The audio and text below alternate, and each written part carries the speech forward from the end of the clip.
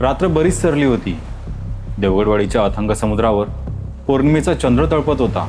लाटा किनाऱ्यावर आदळत होत्या, पण त्या लाटांच्या आवाजापेक्षा कितीतरी पटीने मोठा कोलाहल हा इन्स्पेक्टर अर्जुनच्या मनात सुरू होता.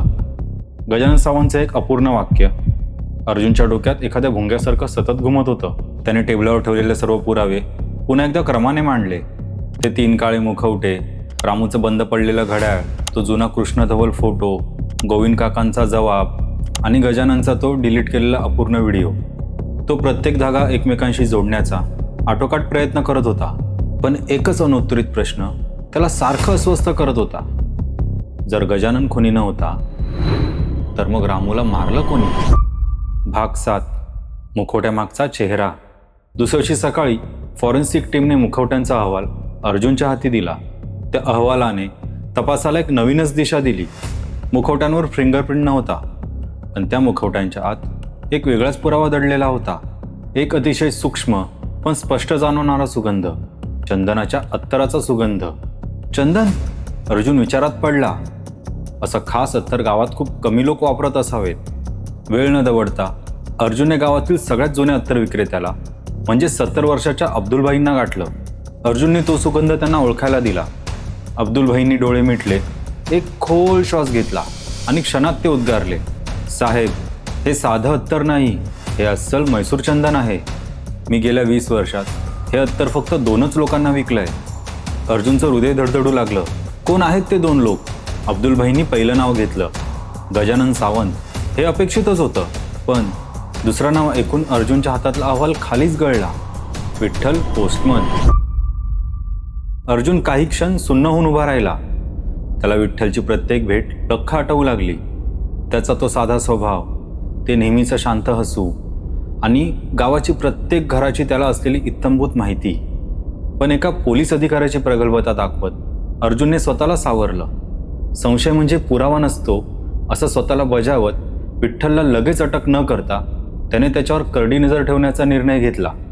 त्या रात्री अर्जुन एकटाच दीपगृहाकडे निघाला, कारण चोराशी संबंधित प्रत्येक धागा याच ठिकाणी येऊन संपत होता. दीपगृह पूर्ण शांत होतं. बाहेर वारा सुसाट सुटला होता. अर्जुन टॉर्चच्या प्रकाशात जुन्या पायऱ्या चढून वर पोचला.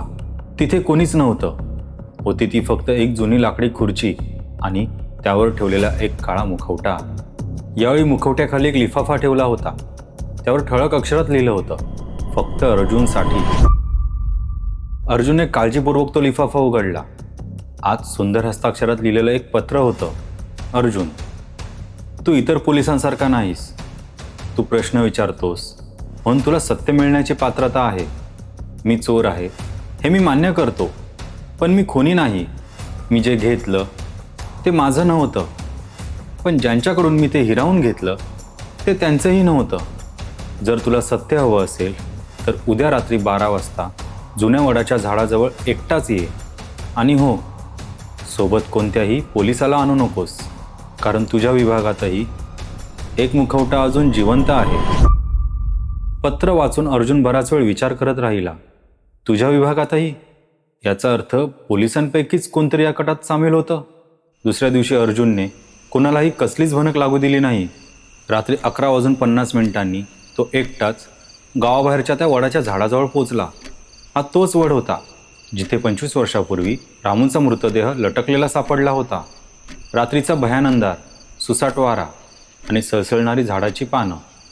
वातावरणात एक अघोरी शांतता होती. घड्याळात 12चे ठोके पडले आणि अचानक अंधारातून एक काळी आकृती पुढे आली.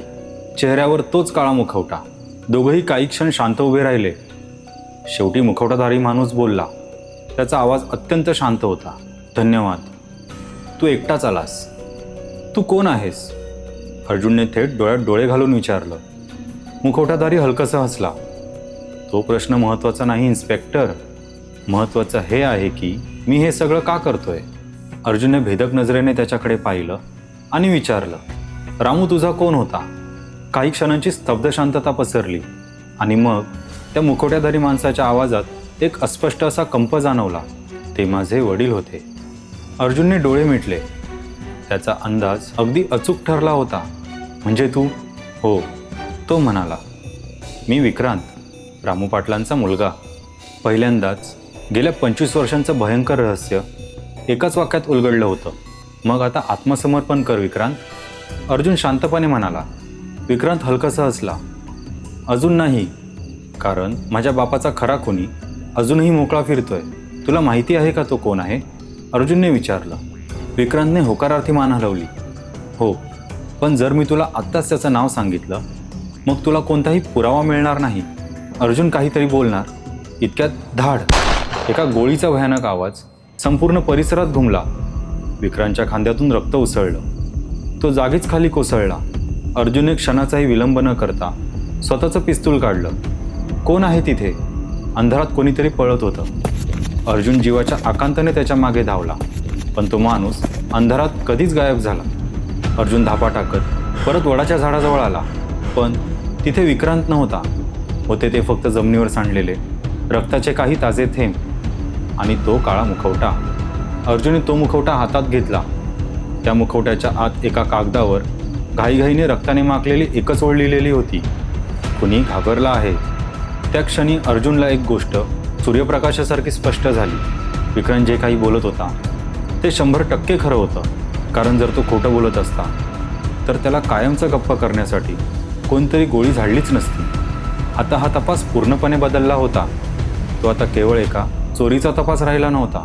तो आता 25 वर्षापूर्वी झालेल्या एका थंड डोक्याच्या खुनाचा तपास बनला होता. तर मित्रांनो, एक रहस्य आता मी उघडतो.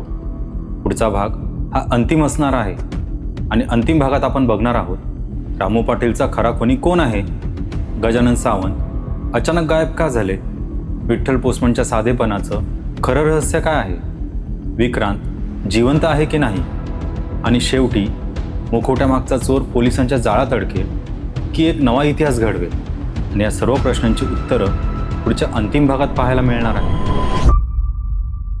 मित्रांनो, आतापर्यंतची ही कथा तुम्हाला कशी वाटली? आणि आता याच्या पुढे तुम्हाला रहस्यमय कथा ऐकायची आहे की हॉरर, हे मला तुम्ही कमेंटमध्ये नक्कीच कळवा. आणि हां, व्हिडिओ आवडत असेल तर आपल्या मित्रांना शेअर करा, व्हिडिओ लाईक करा आणि चॅनलला सबस्क्राईब करा.